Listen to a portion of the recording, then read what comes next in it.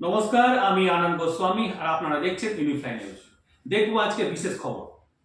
আরেকটা হচ্ছে বিজেপির 19 জনের তালিকা প্রকাশ হয়েছে, টিএমসি 42 জন প্রকাশ করেছে, বামেরাও করেছে, কিন্তু কংগ্রেস এখনো কিছু করলো না।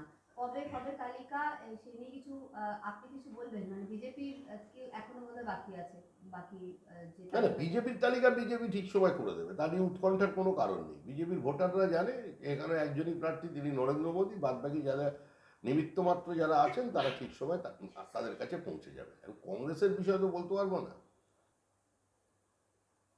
যারা বেআইনি নির্মাণ করছেন তারা মিউনিসিপ্যালিটির কর্পোরেশনের নির্দেশ মানছে না, কোর্টের অর্ডার কমপ্লাই হচ্ছে না।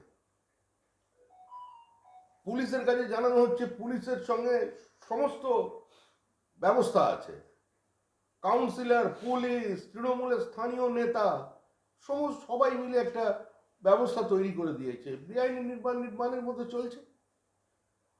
মহামান্য আদালত তার অবজারভেশনটা দেখে করেছেন, তারা নির্দেশ দিয়েছেন, কিন্তু সেটাকে জমি পর্যন্ত নিয়ে যাওয়ার দায়িত্ব যাদের তারা করবে না।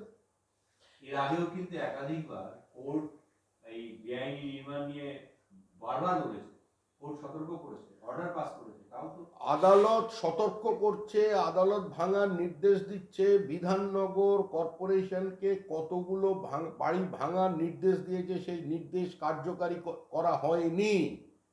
এ বিষয়ে আলোকপাত করুন মুখ্যমন্ত্রী, পুরমন্ত্রী, মেয়র।